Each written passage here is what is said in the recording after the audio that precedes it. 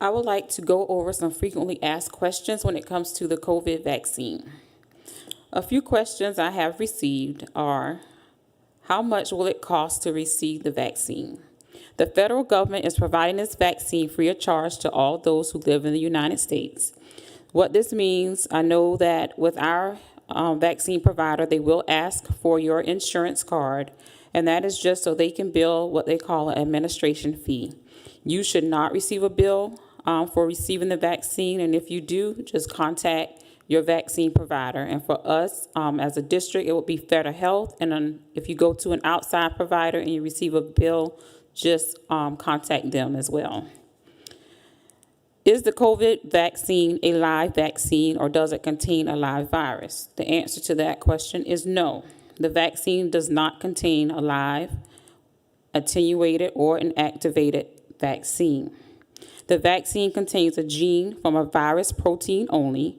What this means basically is you cannot get COVID-19 from receiving the vaccine. How will the COVID vaccine be administered? The COVID vaccine will be administered via an intramuscular injection, or IM injection, which means it will give you a shot to your arm, your upper arm. How many doses are required? Well, Pfizer and Moderna both require a 2-dose vaccine. And because we have 2-dose clinics set up, we will be getting the 2-dose vaccine. The other vaccine on the market is the Janssen, or Johnson & Johnson. You may hear it referred to as that. That is a 1-dose vaccine, but we have not signed up for that particular vaccine. Right now, what is available to us will be either the Pfizer or Moderna vaccine. Will I be able to receive the COVID vaccine after testing positive for COVID? Well, it is recommended by DHEC and the CDC that if you have tested positive for COVID, that you wait 90 days before you're eligible to receive the vaccine. And do I need to continue to wear a mask and follow prevention measures after getting the vaccine? And that question is yes. We must continue to follow all mitigation practices that have been outlined for us by the CDC and DHEC to reduce the spread of COVID-19. And always remember that DHEC and CDC, they update their websites very frequently. They have a lot of great information on their websites when it comes to the COVID vaccine and ways that we can protect ourselves and others. And at any time, if you have any additional questions or concerns, always feel free to reach out to your school nurse for information, or you may reach me at extension 71590. Thank you.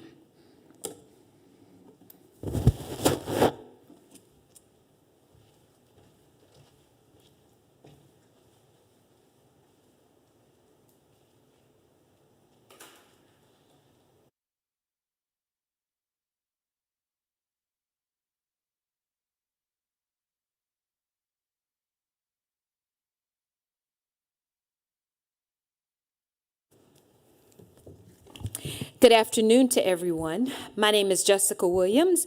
I am the Interim Assistant Superintendent of Curriculum and Instruction for the district. I am going to first provide additional information concerning instruction during the designated vaccine days that Nurse Dingle just spoke about.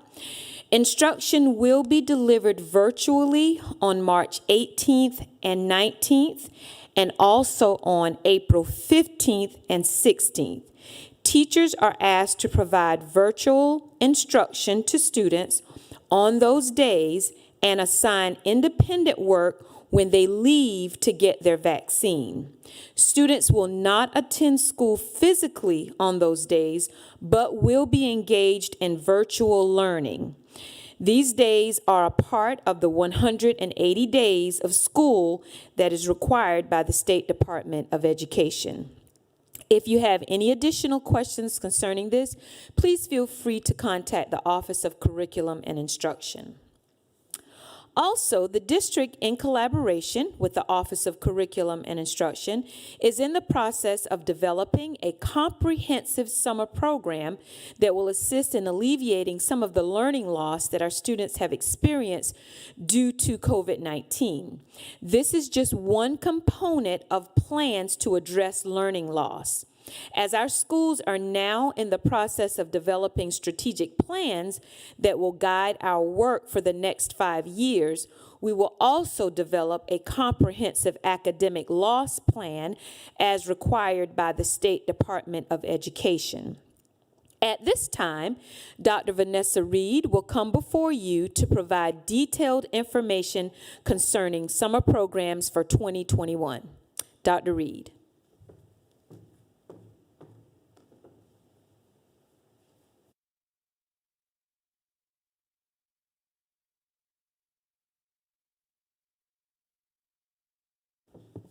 Good afternoon, Colleton families and stakeholders. As Mrs. Williams said, we'll be providing additional information for you for the summer programs. As the district plans for summer programs, we note that 2020 and 2021 has been a school year like no other. Summer 2021 will offer instruction and support to any student who wishes to attend and qualifies for additional assistance based on their current school performance. The face-to-face summer program will take place Monday, June 28th through through Friday, July 23rd, with Monday through Thursday instruction only. Once again, that's Monday, June 28th through Friday, July 23rd, Monday through Thursday only. And the times will vary upon location where your child is attending school. The registration form for summer programs will be available on Monday, March 15th, online, and registration will close Friday, April 30th, 2021. Once again, registration will begin on Monday, March 15th, 2021, and will close on Friday, April 30th, 2021. You will choose only one program per child by completing a separate form for each child. You want to use the next grade level that your child will be rising to in the fall of 2021. So that will be the program that will best fit your child. These are the programs that will be offered. There will be summer school support for pre-K students, for preschoolers who are at least 4 years old by September 1st, 2021. Students will learn areas such as learning early literacy skills, beginning sounds, word sounds, pictures, letter writing, etc. This program will be held at Blackstreet Early Childhood Center. There will be a summer support program for rising kindergartners. Students will learn early literacy skills such as letter sounds, rhyming, word families, and building reading habits, good reading habits. This program will be held at Blackstreet Early Childhood Center. There will be summer school support for rising first graders. The instructional focus for the Rising First Graders program will be on reading and math, and summer enrichment activities will be provided for students during the day. And this program will also be held at Blackstreet Early Childhood Center. There will be summer support for rising second graders. The instructional focus for our rising second graders will be on reading and math with enrichment activities provided for students during the day. This program will be held at Forest Hills Elementary School.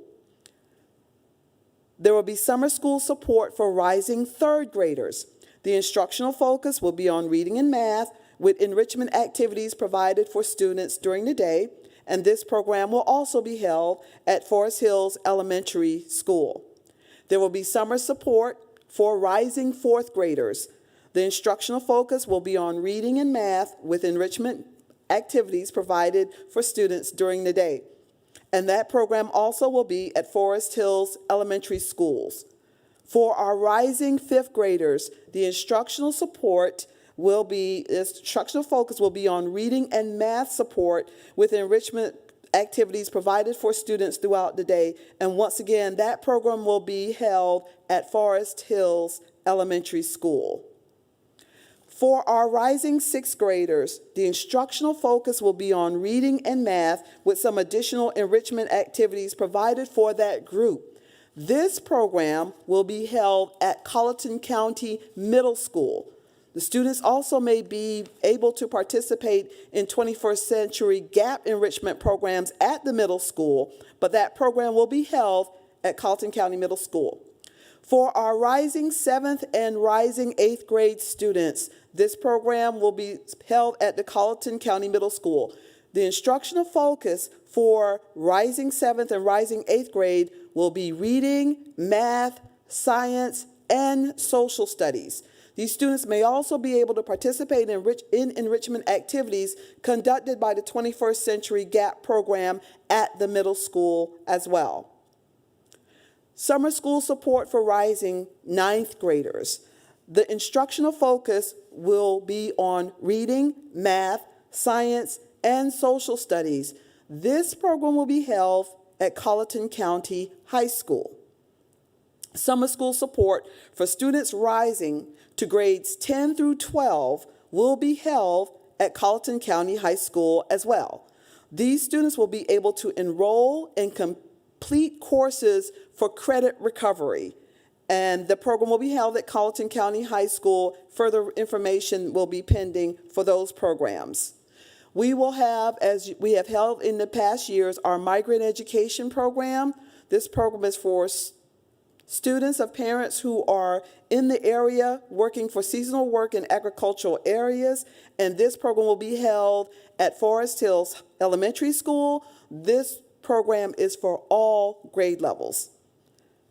And the 21st Century Gap program will be held at Colleton County Middle School. This program provides students with academic support and enrichment activities as well.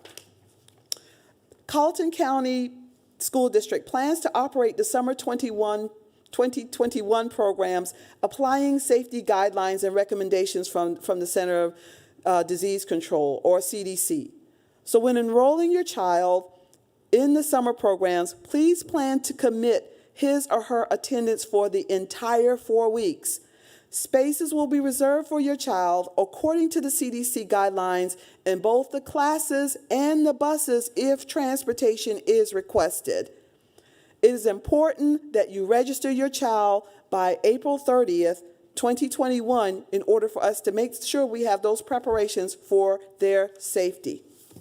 Some key points to note about summer 2021. The district will provide transportation, and this information will be able to be completed on the form. You can indicate whether your child needs morning transportation, afternoon transportation, or one or the other. You will see that on the form. The district will adhere to CDC guidelines and other safety practices. This includes mask wearing, temperature check, and hand sanitizing stations that are available to our students.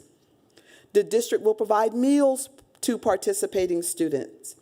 The district will provide devices or Chromebooks for the support of instruction. However, it's important to note that this is not a virtual education program. This is a face-to-face program, and the device that will be provided to your child or children will be used in support of instruction in a face-to-face program.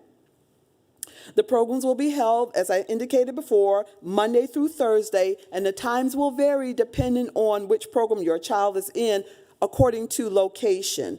And further information will be provided once enrollment is completed. Finally, the district will adhere to its discipline policies. It is expected that summer program students follow directions regarding behavior, including dress code adherence, attendance, and procedures on buses, just like this was an extension of the regular school year. And we will provide as much support as possible in order to make that happen.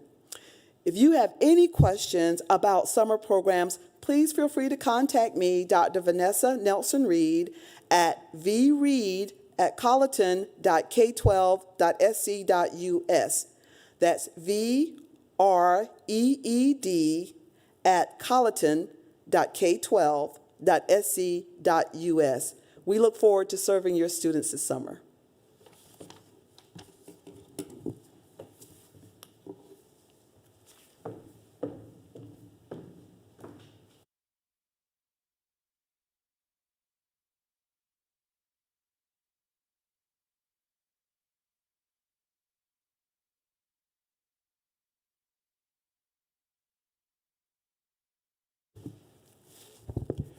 I want to thank Lead Nurse Dingle and Dr. Reed for their reports, their presentations to you, and we appreciate the effort and the time that they devoted to preparing these presentations. I want to address a truancy report. I'm going to share with you the truancy for 2021. The 2020-2021 school year thus far, and the number of truancy cases that have been presented to me that for which I'm going to share with you, the audience. Bells Elementary School, to this date, 119 truant cases. Now that exceeds the truancy cases in 2018-2019, 2019 and 2020. So this is the highest, and we haven't even completed this school year yet. Blackstreet Early Childhood Center, they have 35. Their numbers were not high, but this is the highest that they've had over the last 3 years, 35 truancy cases. Cottageville Elementary School, 169 truancy cases. And that's highest that we've had over the last 2 years as well. So over the last 3 years, we are still higher than we've been the prior 2 years. Forest Hills Elementary School, 199, and this is the highest that we've had over the last 3 years of truancy.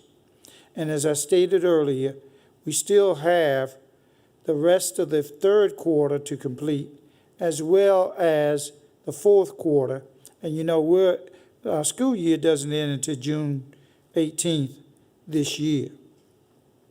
Hendersonville Elementary School, they have 48 truancy, which is the lowest number over the last 3 years. So they look a little different from the other schools that I've presented thus far.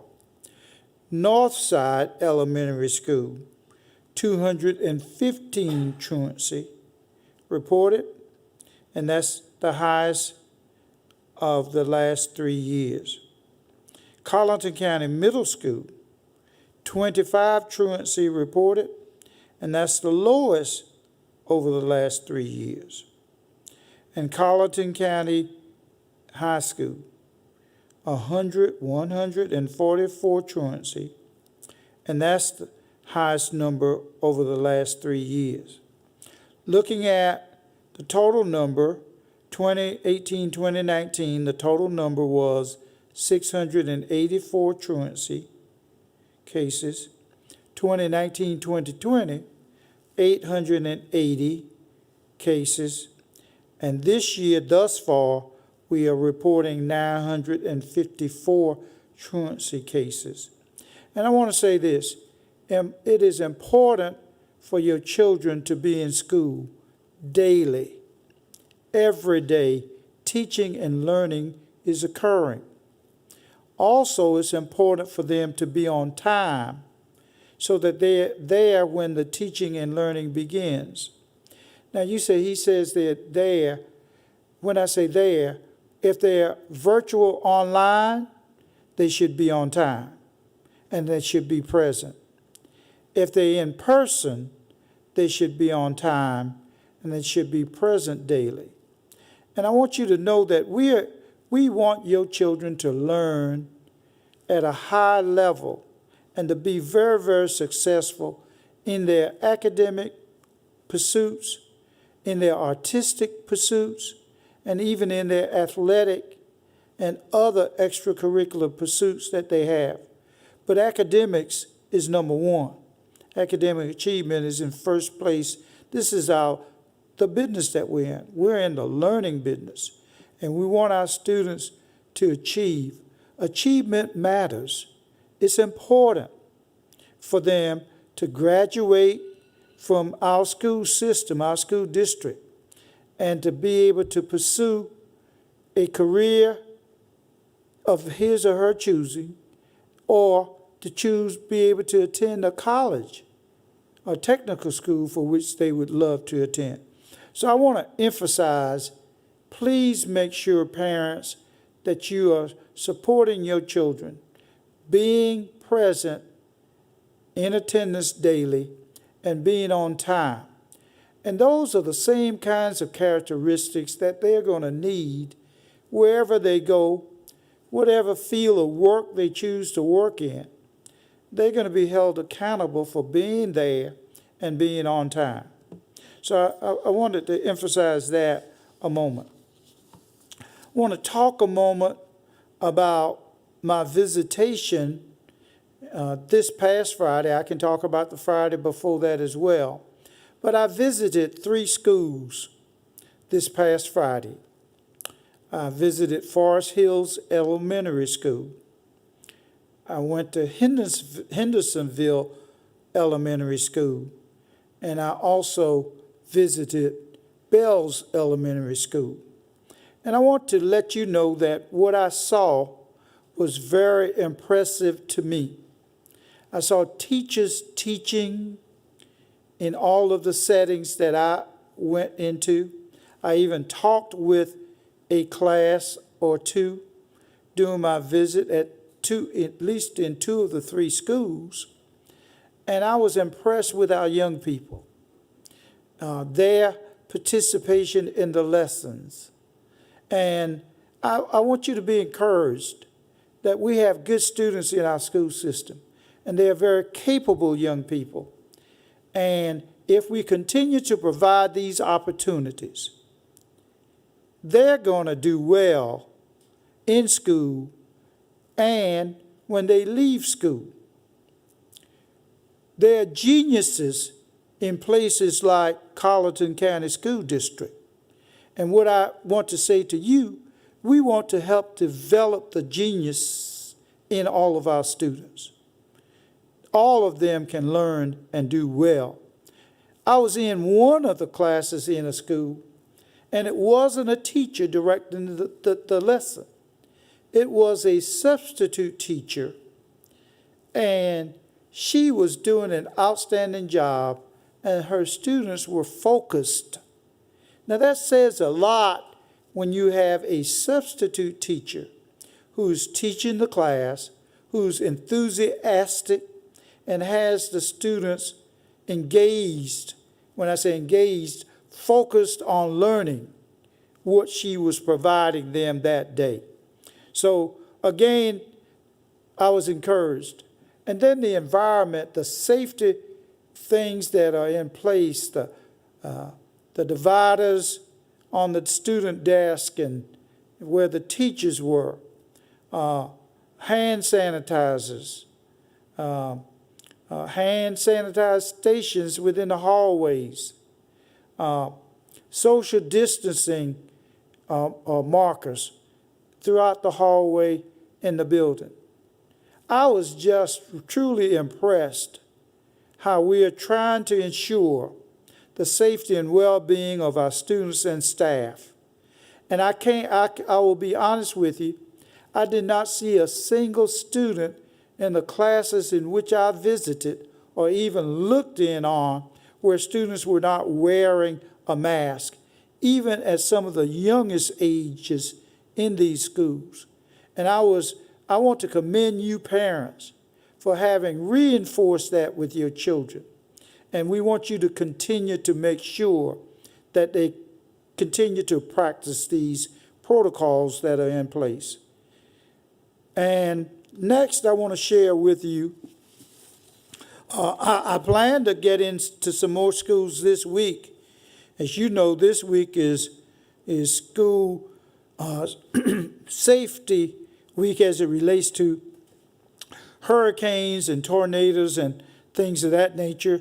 And I think on Wednesday around 9 o'clock or so, our students may begin the safety drills, the tornado drills. And we're continuing to do what the state has asked us to do in terms of making sure that our students are prepared for various disasters that can and could occur in our schools at the time when they're there. And we want to ensure that they are ready by having them practice these drills during the school year. The next report that I want to reference a moment with you about is the number of confirmed positive COVID-19 cases in Colleton County. Okay? And I want to talk about the ones that have begun on February the 4th at the beginning of the second semester, even though we have them prior to that time. And I'm not going to cite them like I did last time on the report. Let me just tell you this. The numbers are going down in the number of confirmed cases of COVID-19 in Colleton County, and in the schools as well. But I want to start with March 1st. March 1st, we had 2 cases, COVID-19 in Colleton County, giving us a total at that time of 130 total cases. Then the next day that I want to share with you is March the 2nd. We had 3 cases on the 2nd for a total of 133 total cases. March 3rd, we had 3 cases for 136 total cases.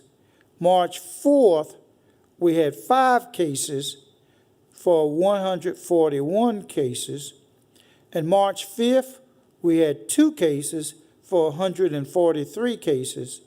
And March the 6th, that's 2 cases for 145 total cases.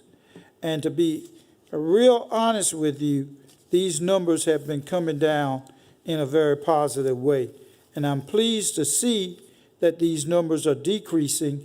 And I think that's the result of a number of things, not only that's being done within the school system, but being done by us throughout the county as we are up and about. And I want to remind you to make sure that you continue to do these practices. I want to share one other report with you, and this is a brief one. It's the recent disease activity by county as of March the 3rd, 2021, and these numbers are lower today than they were when this DHEC report came out. On that date, Colleton had an incidence rate of 199 and 1/10, below 200, and a rate of medium. Colleton County trending incidence rate, again, a rating of medium. Positive percent, we had at that on that report 5.9%, 5 9/10%, just under 6%. Again, moving in the right direction for a rate of medium. If we look at Colleton County, if we look across all of the categories, all three of these categories, we are medium, medium, medium, which means that the county has an overall rating of medium. And I want to commend all of the county personnel, all of the citizens of Colleton County. Let us continue to do what we've been doing to get the rates where they are so that we can reach a level of below 5%. And we will have a low rating. And I hope that we will do that, reach that level very soon. Again, we want to thank you for visiting with us and tuning in and listening to us today. It's always important that we have folks out there in the audience. And I want you to know that our next public information forum will be on Monday, March the 22nd, and again at 3 p.m. in the afternoon. I am looking at whether or not we'll continue the forum at this time of the day or at some other point in time, because I've had an inquiry about that as well. But please know that the next date for the public information forum is the 22nd of this month of March. And if you have questions that you want to submit for the forum, feel free to do that. And usually it'll be by 8 o'clock on the Monday morning of the date of the forum. However, if you want a response sooner than that time, feel free to submit that to us, and one of the individuals here at the district office who is most prepared to respond to you will do so either by a telephone call or an email message back to you responding to your questions. Again, thank you and have a great afternoon and evening.